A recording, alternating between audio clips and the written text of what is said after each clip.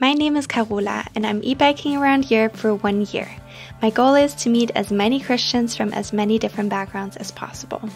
After 7 months, I had taken a couple of weeks to stay in Dublin and was now ready to make my way up to Northern Ireland. It was the end of September and the weather had started to shift, so I added this rain cape to my outfit, which I knotted in the front and put my high-vis over.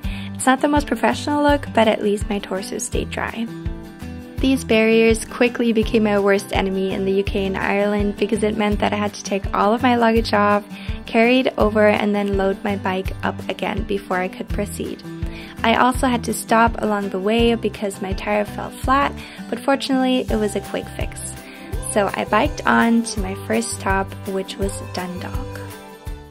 I just wanted to load my bike again, so it turns out it actually really is going flat. So I'm really glad I did make it to my next accommodation last night. But I did just call a bike shop and they said they could squeeze me in because if I would do it myself it would take me hours. So I'm so glad this is happening so close to a bike shop who has time for me this time. Last time was awful.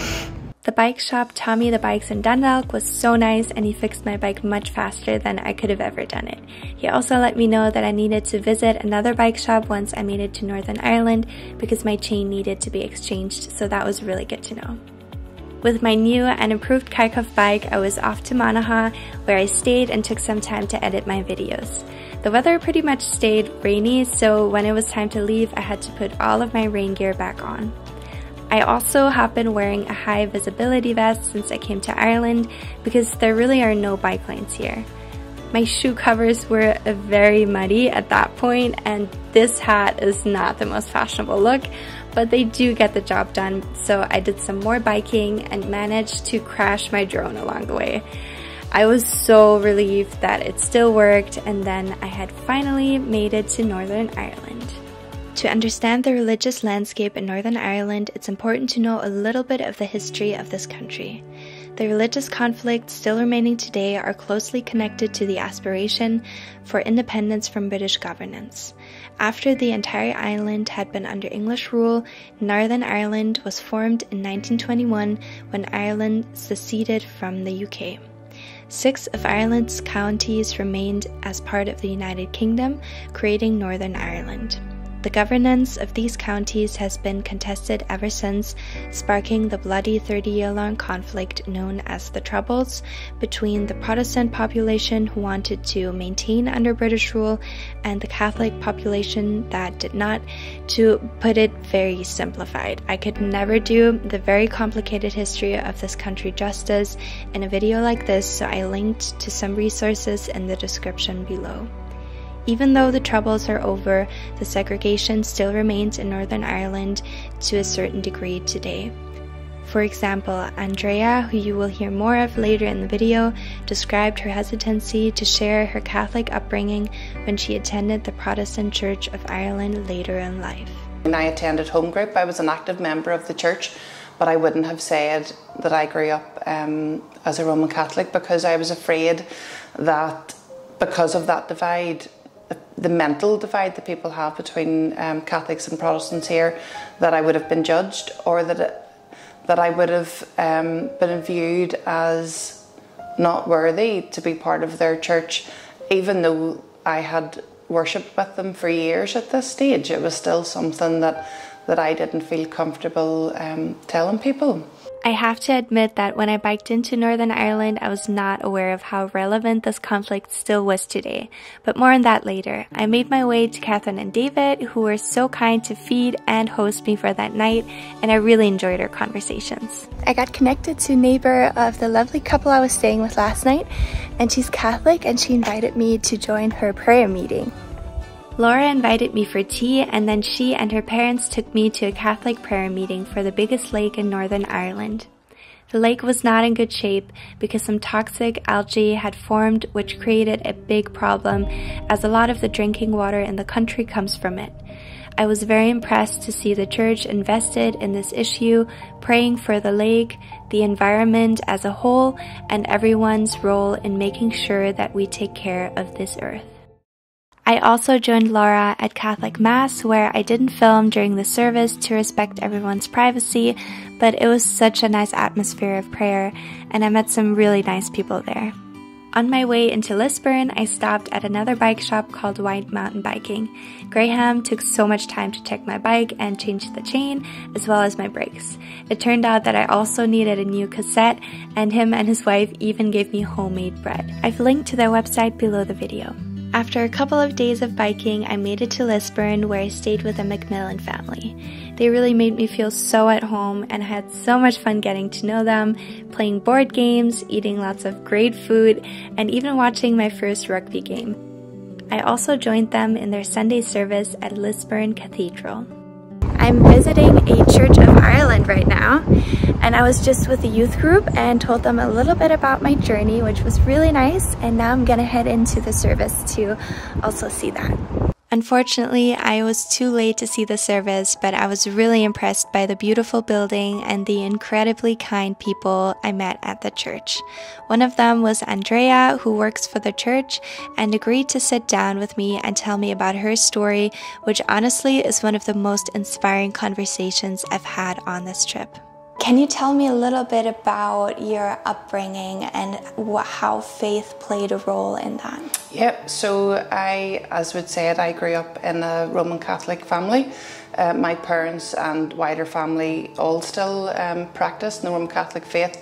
I would have attended Mass every week, and as I was growing up, it wasn't until I got to about 14 that I started to sort of get old enough to think about things from my perspective and my faith journey. And then I met my husband, who was Presbyterian, and we had family connections to the Church of Ireland. So at that stage we visited both the Roman Catholic Church, Presbyterian Church, and the Church of Ireland. And to be honest, it never really, it was always something that I embraced. I was brought up, even though it was in the Roman Catholic community, and I was brought up in a very Catholic area of Belfast, and anyone that knows the history of the Troubles in Northern Ireland, it would be unusual to have an upbringing that embraces all cultures. So I was very lucky that my mum and dad brought me up that way. I loved that the ability that the Church of Ireland gave me to go and develop a relationship with Jesus myself that I wouldn't have had, and it was never really discussed through the Roman Catholic faith. So I think that's what ultimately encouraged me to change completely. It wasn't a change of belief or in any way for me. I would say that my belief is exactly the same now as it was when I practiced with the Roman Catholic Church. It's exactly the same prayers, and people don't understand that. It's just a different way of praying, really. The political opinions, yes, can be very different, but unfortunately people automatically label it almost as a religious conflict because they say it's between Catholics and Protestants, when actually the difference between Catholics and Protestants are so minimal that people don't know that.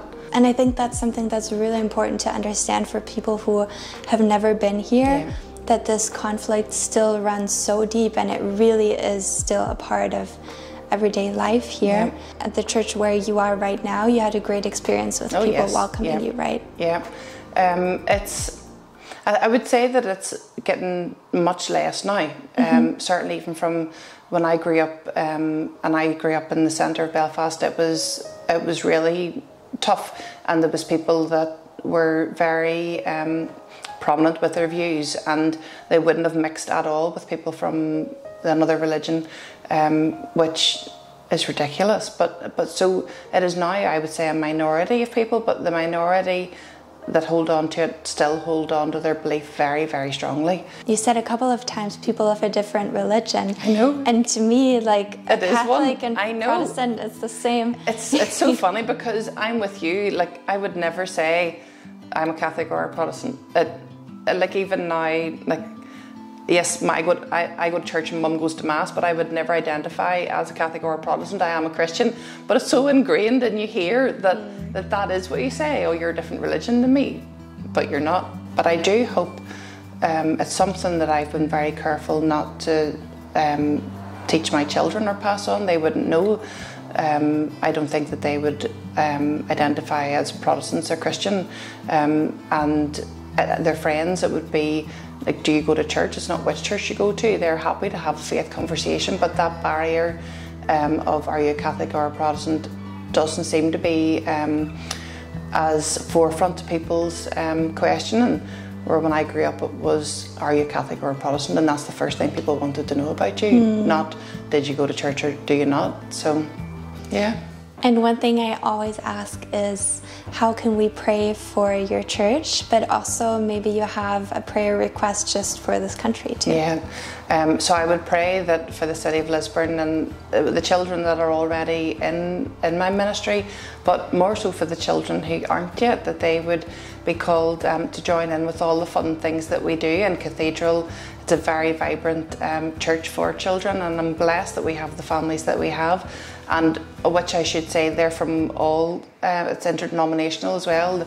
The youth club that we have on a Friday evening, there's children from all churches come to us, which is great, so that we would be able to reach more people, but also that the people of this country would maybe open their minds to other people's beliefs and ask the questions, and maybe go along with a friend if they have a friend of a different religion in work. Go along with them and realise that it's no different. That there's one God, and if we take the time to pray together, then we'll make a huge difference instead of praying separately. Let me know in the comments if you want to hear more of Andreas' story, and please don't forget to subscribe to my channel so you don't miss out on the rest of my journey.